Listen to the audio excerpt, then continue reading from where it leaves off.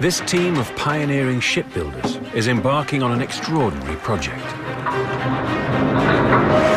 They are racing to build the ultimate cruise ship, a £360 million superliner that will be more opulent than the Titanic.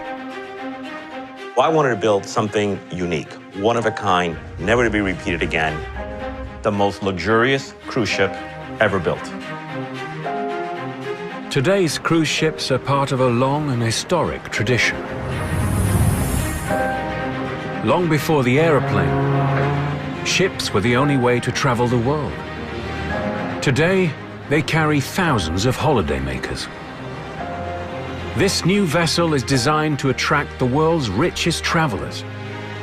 A night in its most luxurious suite will cost £8,000.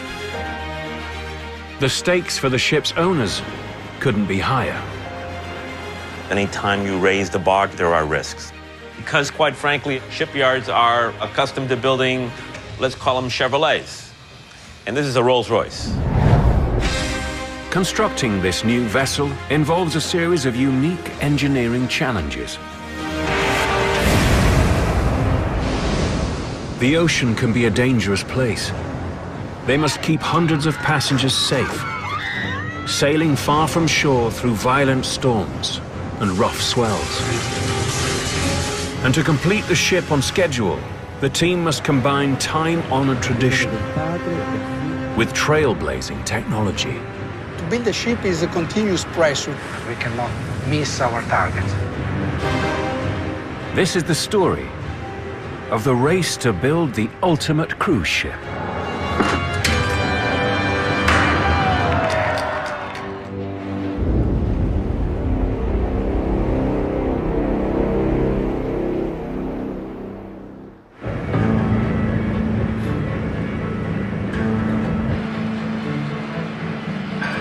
Today in Genoa, Italy, this team of construction workers is starting work building a brand new ship. One that will present a new and difficult set of challenges, both technical and artistic. For the team here is constructing a ship they hope will set a new standard in luxury cruising. In keeping with maritime tradition, a welder attaches rare coins to the hull to bring luck. That's a beautiful thing. And a priest provides a blessing.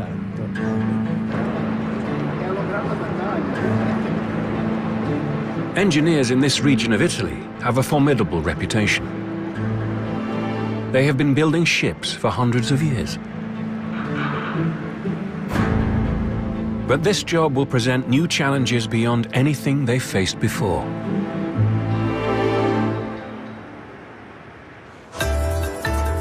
The worldwide cruise market has exploded over the past 25 years. From under 4 million passengers a year to over 22 million today.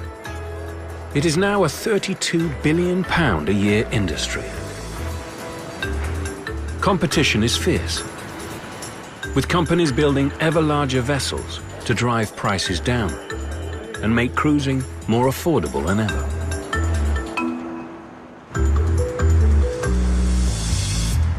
What I would like is, since there are 2 decks, give me a deck in the painting, give me a deck in the pastels. Okay. And then some of these wide ones. But one cruise company and its CEO, Frank Del Rio, are taking their new ship in a different, more risky direction. They're all vertical. Like right here, this is a nice triptych that I'd love to see in pastels. Oh, okay. My vision is very simple, to make this the most luxurious cruise ship ever built. So we can plot this out. Yes, ma'am. The new vessel will be called the Seven Seas Explorer. Designers will fit out the ship with hundreds of crystal chandeliers, an acre of marble, gold leaf-embellished mirrors, and 400 custom-designed place settings. The average cost of a suite on a 2-week cruise will be £10,000. But is there a market for this? Many of the big cruise ships hold over 5,000 passengers. This vessel will carry just 750. But they will be paying top prices, and their expectations will be equally high. The guests will be housed in 374 suites, and at the top will be a 400 square metre penthouse that will cost up to £8,000 a night. Frank Del Rio is counting on there being enough people willing to pay these colossal prices. There's risk anytime you break barriers, but these are calculated risks.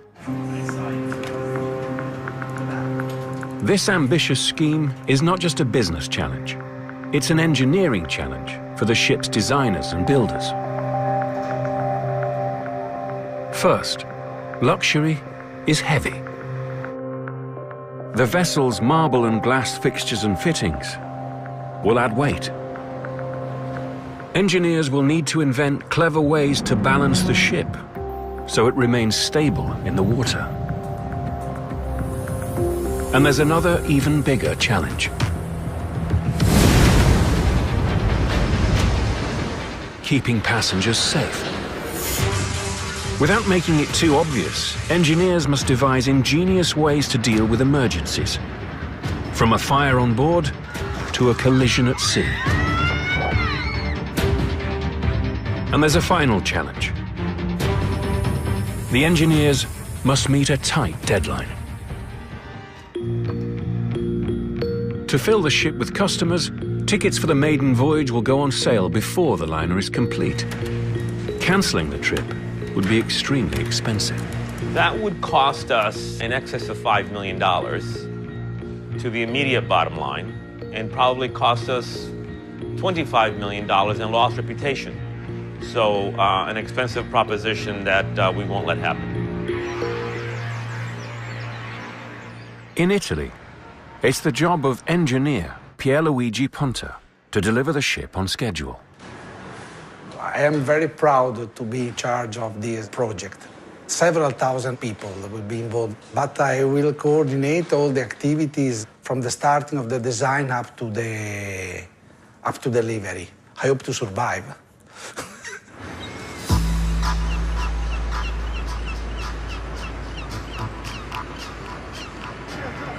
The pressure is on Pierluigi and his team to turn these sheets of steel into a finished ship. Pierluigi has an ambitious plan to ensure they meet the deadline. Consider that this is the most luxury ship ever built. We have to be very careful and precise on the installation and construction process of the ship. He will build this ship piece by piece in a dry dock, installing the engines and machinery as it goes. To save time, he must simultaneously construct a large section of the vessel in another shipyard, making sure it will join up perfectly to the rest of the ship. Then the shipyard will build up the decks to complete the hull, put in the cabins, fit the windows, and install the navigation equipment. To ensure it all works, they will test everything in a series of critical sea trials. Finally, they must fit out the interiors of the cabins and public areas. It's like building a floating city. And they have just 18 months to do it.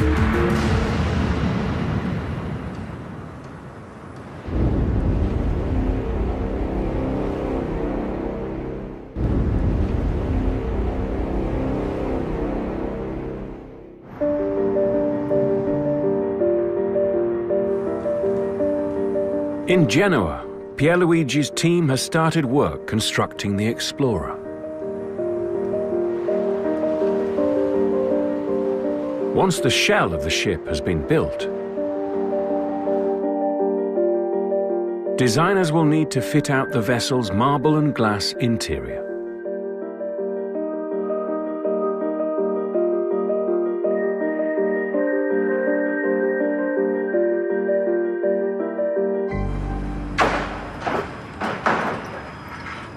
Stage 1. The team must cut and weld together more than 12,000 tons of steel to assemble the liner's hull. To build the hull in time, the team will employ an ingenious technique. In the past, ships were constructed from the bottom up, a bit like building a house. Only once the hull was finished did they install the ventilation, electrical cables, pipes and machinery. But this method was slow. Too slow for today's competitive environment. To build a ship is a continuous pressure. We have a penalty on the contract about the delay on delivery.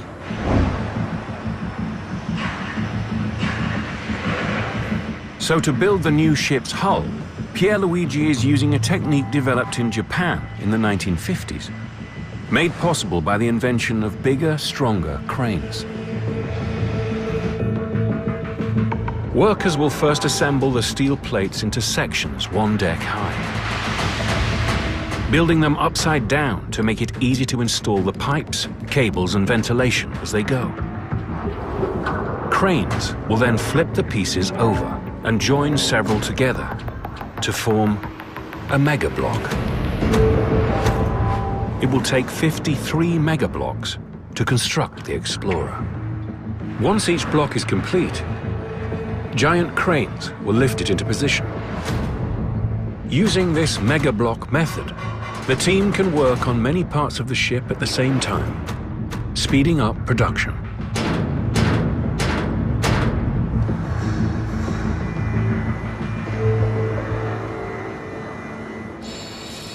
The steel begins life in a giant bath.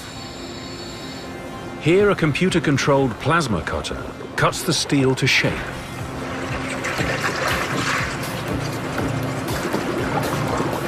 The machine's nozzle fires a jet of superheated gas towards the steel. This melts and cuts the steel underwater, which keeps it cool and prevents distortion. The plasma perfectly cuts the plate's edges. Next step, workers weld the steel sheets together to form each mega block.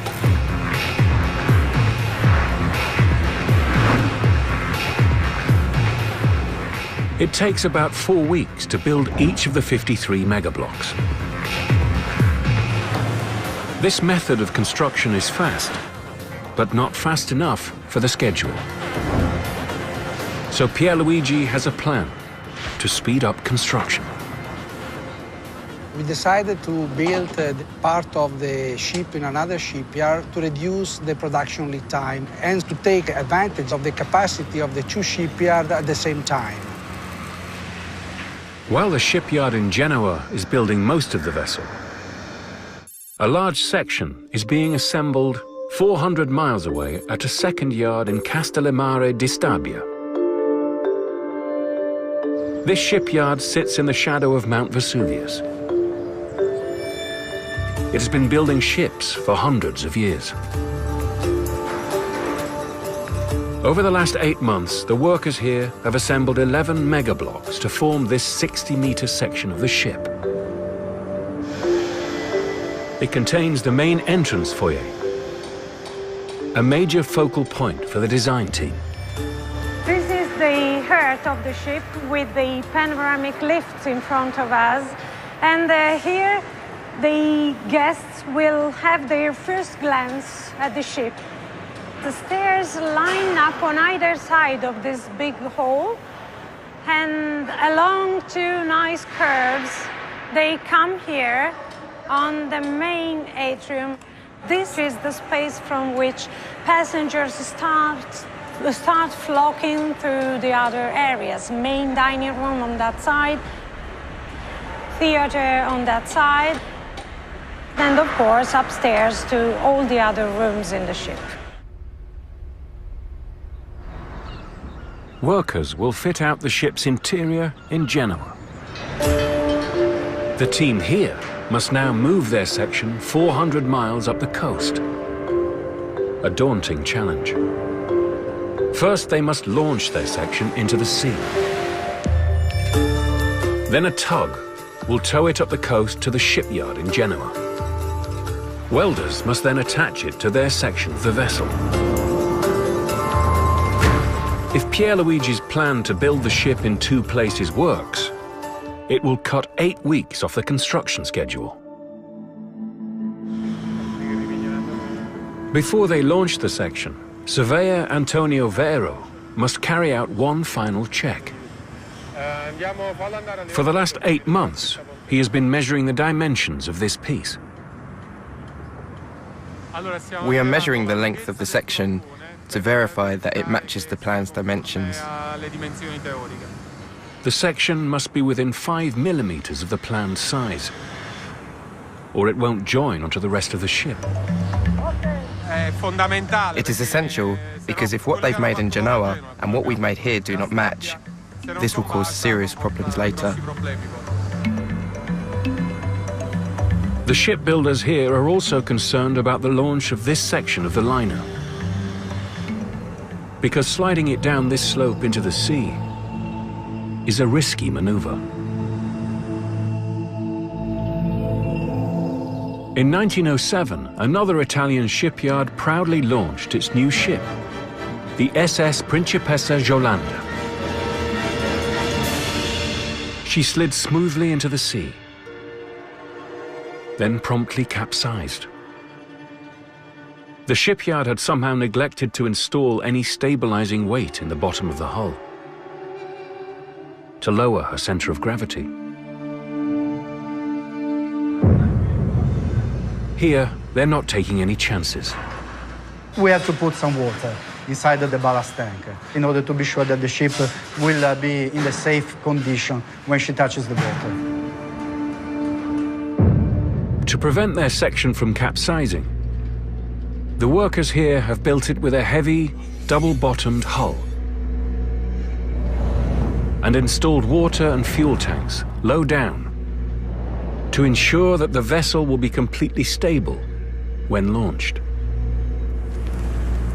Today, they will use a proven ship launching method that dates back to Roman times.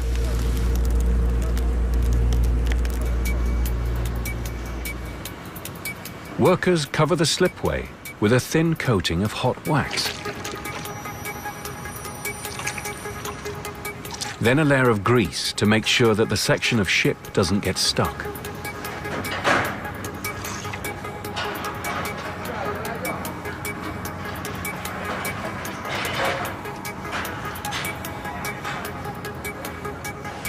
The stage is all set for the next day's launch.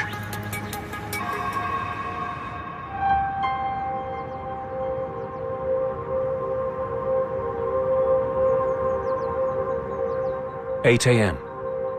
3 hours to launch.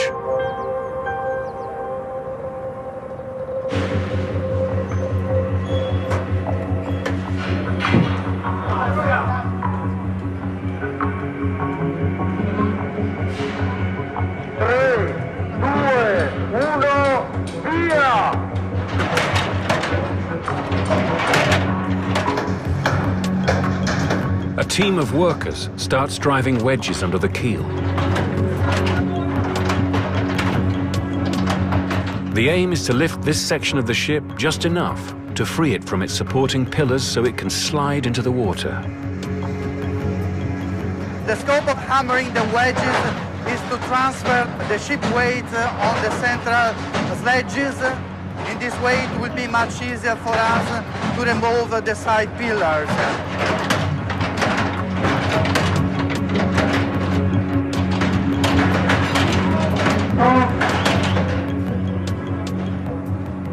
It's 10:20.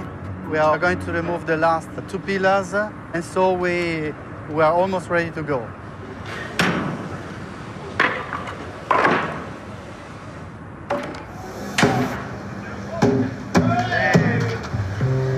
The only things now holding the section of ship are 6 steel claws that will be released by hydraulics.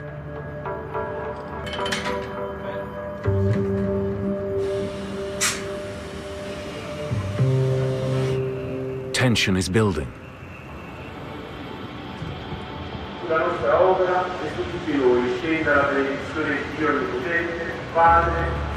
Following ancient tradition, a godmother launches every vessel to bring it luck.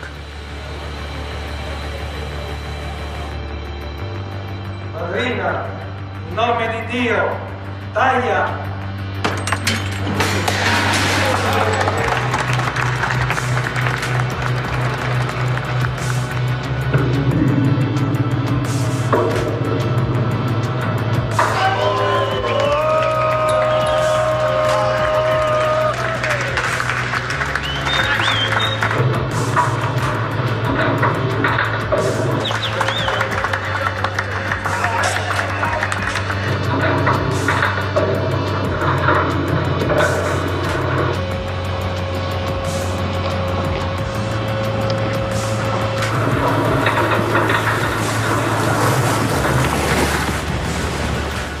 There's no engine or rudder on board this section of the ship. So the team is counting on 165 tons of chains to slow it down and stop it from ploughing across the harbor and smashing into nearby boats.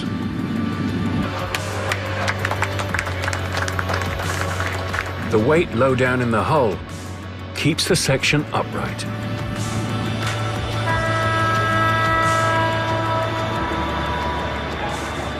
It was a very positive day. We have the weather on our side. Now we have a sunny day, so everything was good. Tugs must now haul this empty section 400 miles around the coast to Genoa, where the team will find out if it fits to the rest of the vessel. The journey should take 4 days, but any storms or swells could delay its arrival and the race to complete the ship on time.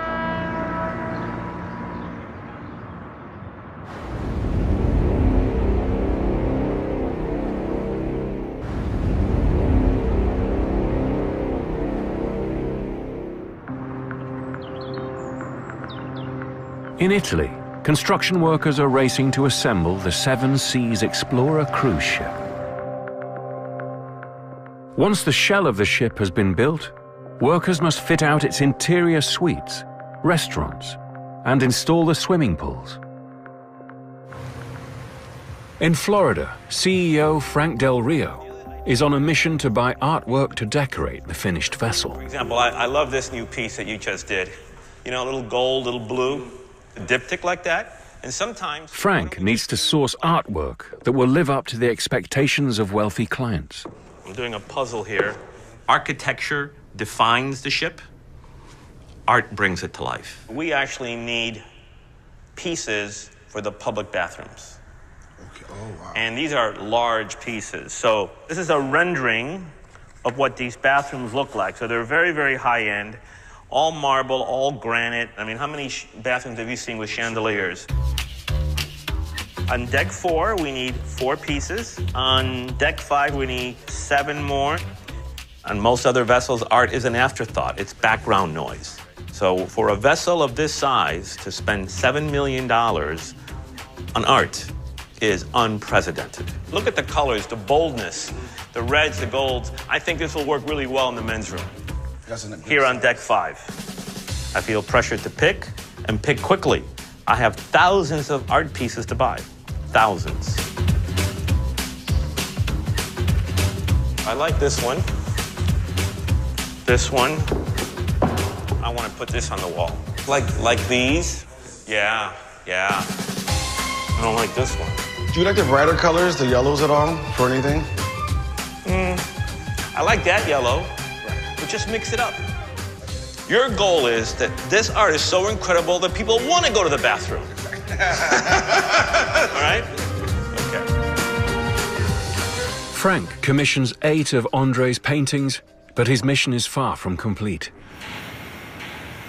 He must source up to 5 original artworks for each of the 374 suites. The biggest suite will be a 400 square meter penthouse, situated at the top of the ship. So this is the living room area. It will aim to offer the ultimate in cruise ship accommodation. This will be the bar area, right? And then we move to the indoor winter garden that will extend all the way to the edge of what appears today to be the balcony. Exactly. What a beautiful view. And inside, I think this is the bedroom area where we are here. Yes. Seating area. And then the bed itself. With the bed alone costing £120,000, this room is a big gamble for the ship's owners. So this entire space is bathroom and closet. It's unbelievable. Yes. Have its own sauna and wet room and a jacuzzi, right? The jacuzzi is in this position. That is beautiful. At £8,000 a night, this suite is reserved for the super rich.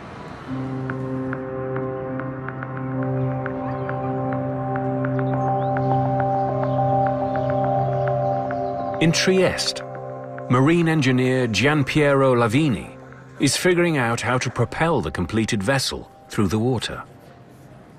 One of the main targets is to get a very, very comfortable vessel, completely silent and free from any kind of vibration.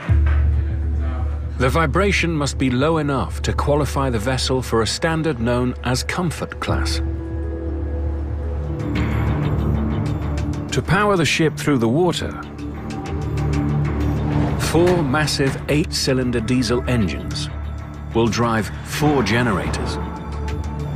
These will supply electricity to electric motors that will turn 2 huge propellers, pushing the ship forward at over 20 knots. The design of the ship's propellers is critical. If Gianpiero's team gets it wrong, the ship could vibrate violently.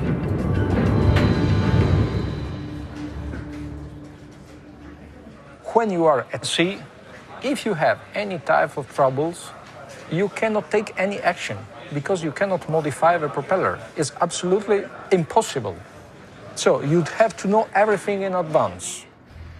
In 1907, during the sea trials of British ocean liner the Lusitania, at that time the world's biggest ship, the vibration was so bad they had to strengthen the interior in a failed attempt to stop it.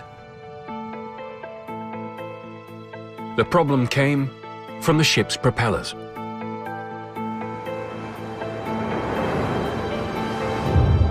When a propeller rotates, it can create areas of low pressure on the back of the blades, causing water to form bubbles of water vapor in a process called cavitation. When the bubbles burst, they collapse in microseconds, sending powerful shock waves through the water and onto the ship's hull. This creates uncomfortable vibrations for people and objects on board.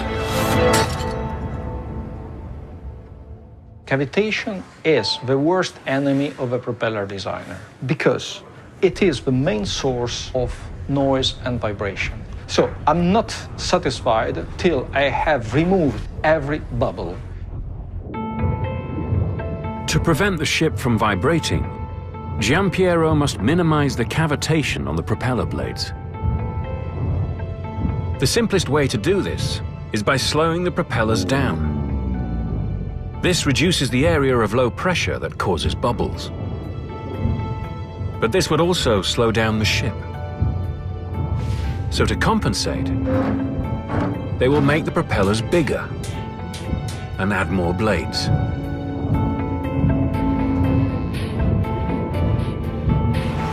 The special propellers should give passengers on board a smooth ride.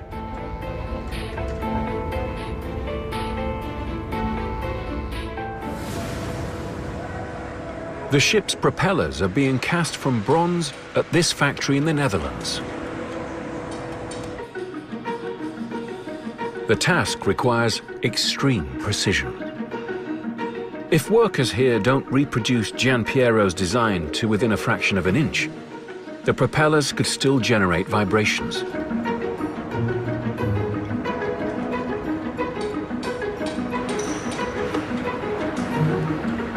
They feed his plans into a computer that will carve a mold in sand bonded with resin. We are able to accurately create a shape by a grinding of the sand mold, and all the material that's not needed is cut away so that we get a precise shape that we want it to be. From the resin-bound sand, the machine must first carve the base of the mold, then make 6 blade-shaped pieces to form the top, leaving a propeller-shaped gap.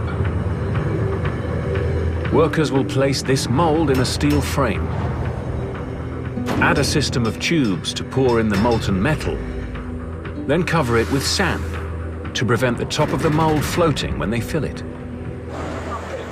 The foundry will cast the propeller from a special bronze alloy, a mixture of copper, nickel, and aluminium. The alloy that we use is actually called nickel aluminium bronze, and it's very corrosion resistant, and it's a strong material, so it's quite suited for ships' propellers. But the size of the special propeller creates problems. It's a big propeller. It weighs, when casted, about 30 tons.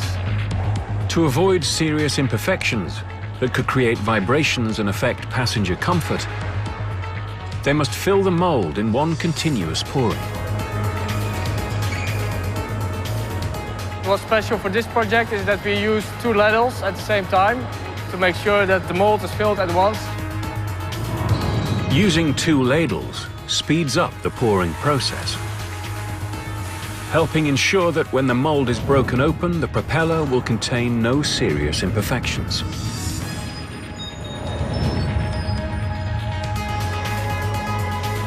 It takes less than 3 minutes to cast the propeller, but it will take 3 weeks for it to cool and harden.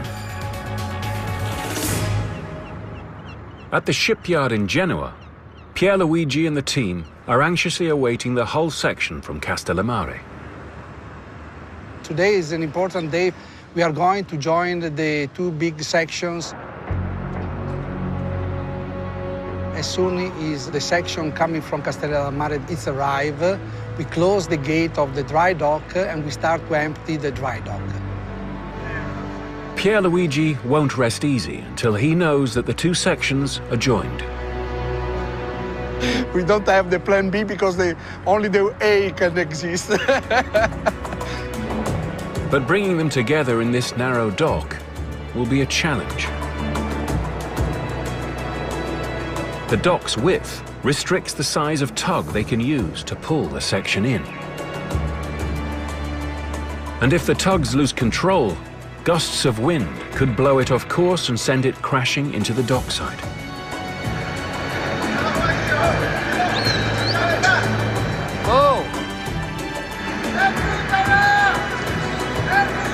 The tugs struggle to wrangle the flailing 3,300-ton section of ship through the tight entrance. Once they've placed the section safely in the dock, the workers close the gate. To join the 2 sections together, it's critical that they are aligned precisely.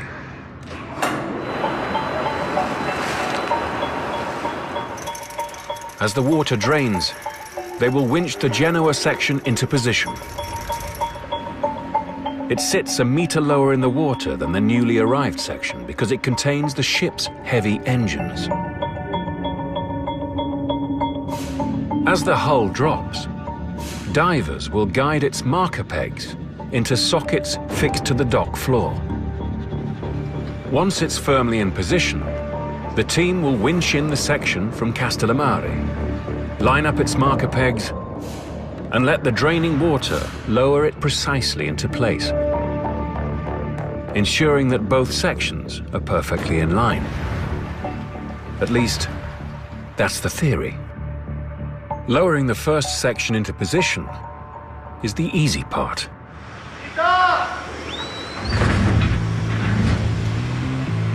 Lining up the new section from Castellammare will be more difficult. 4 diesel-powered winches enable them to maneuver it with precision. Steel guides lead it into its approximate position.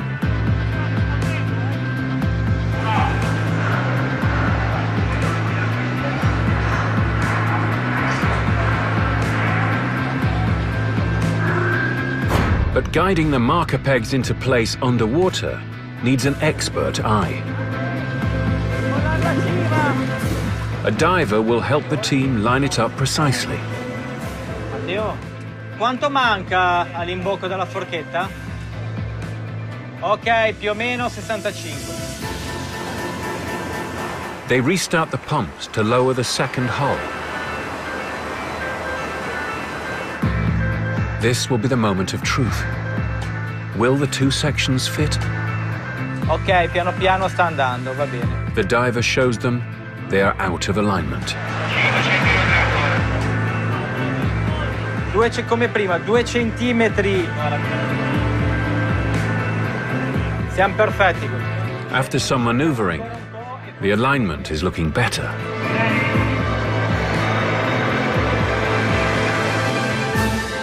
Now it's in place. It fits. Both sections of the hull line up perfectly. With the vessel's structure nearing completion, the race is now on to fit out the interior.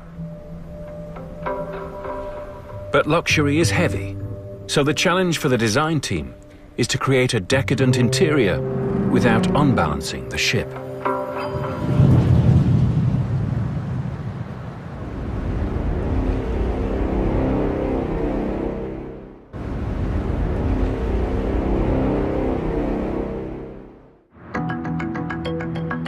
In Genoa, work continues on the ship's construction, while across the Atlantic Ocean in Coral Gables, Florida, another team is designing the fittings for the vessel's suites, dining rooms and lounges.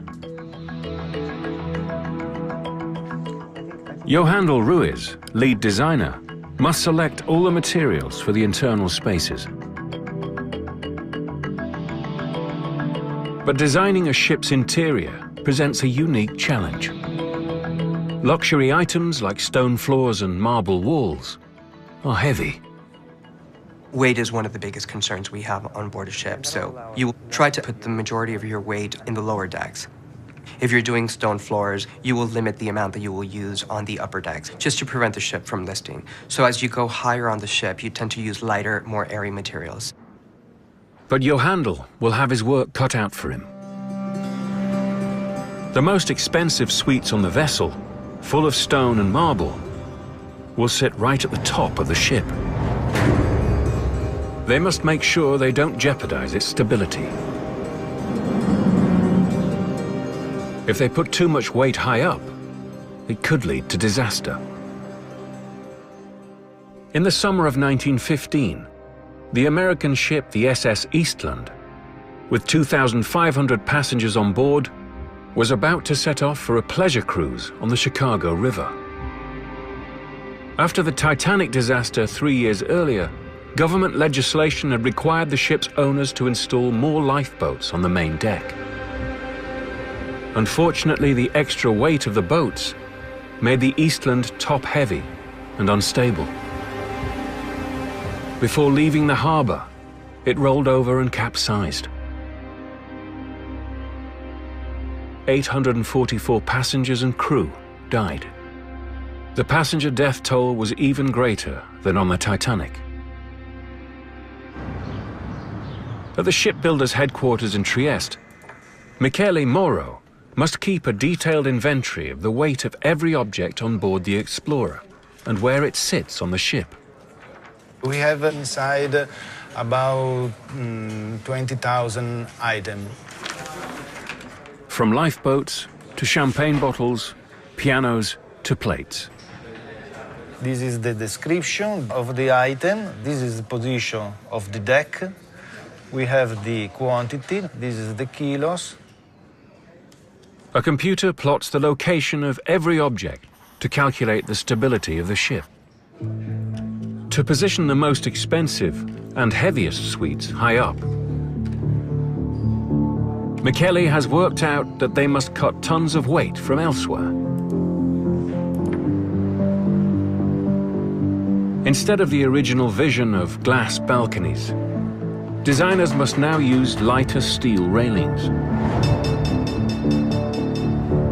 The ship's funnel will no longer be steel, but an aluminium alloy, which weighs half as much.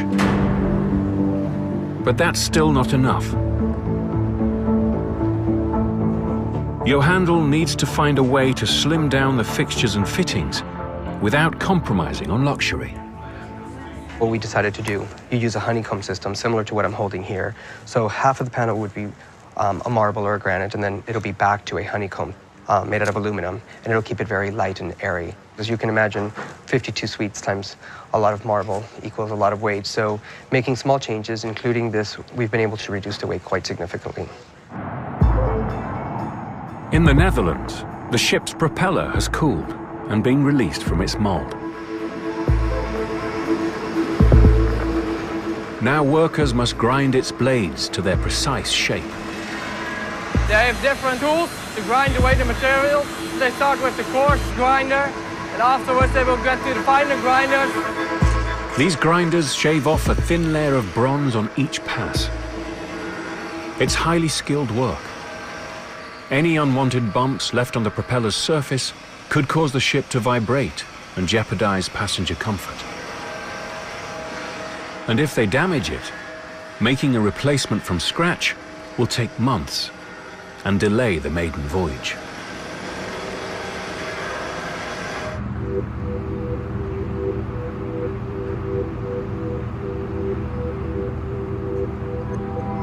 In Genoa, over 1,000 workers are now racing against the clock to finish the ship in time for its maiden voyage. In the space of 4.5 months, cranes winch the mega blocks forming the upper decks and the aluminium funnel into position. 42 mega blocks are now in place, leaving only 11 to install. It's beginning to look like a ship.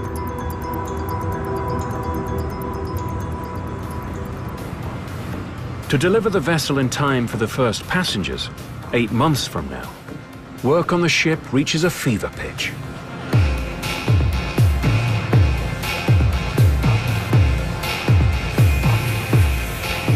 Teams of electricians, fitters and mechanics cram nearly every space.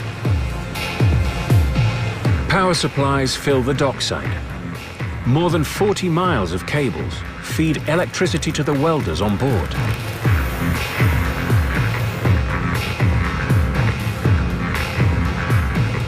Outside, a team of painters is transforming the ship. Once at sea, microorganisms attach to the ship's hull, making it less streamlined and slowing the vessel down. This increases fuel consumption, a penalty that must be avoided at all costs. The solution lies in the paint itself. When the ship is in motion, the paint releases chemicals which kill the microorganisms, keeping the hull smooth so it can glide through the water with minimal friction.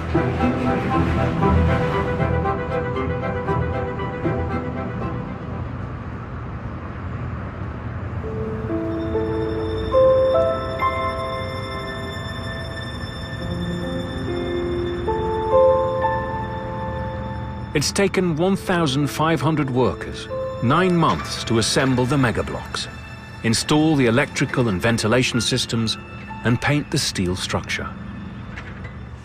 But there's still a huge amount of work to be done on the inside. Next time, a team of designers, carpenters, and decorators transform the steel shell of the ship, fitting it out with fixtures and furnishings. And before she can carry passengers, the vessel must pass a series of critical tests at sea. It's a race to complete the ship in time for her maiden voyage.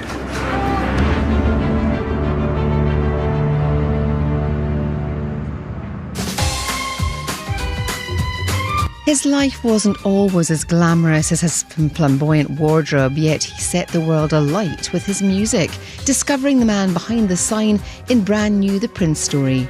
Icon, Genius, Slade, Easter Sunday at 9. Next tonight, highlights from the Championship, football on 5.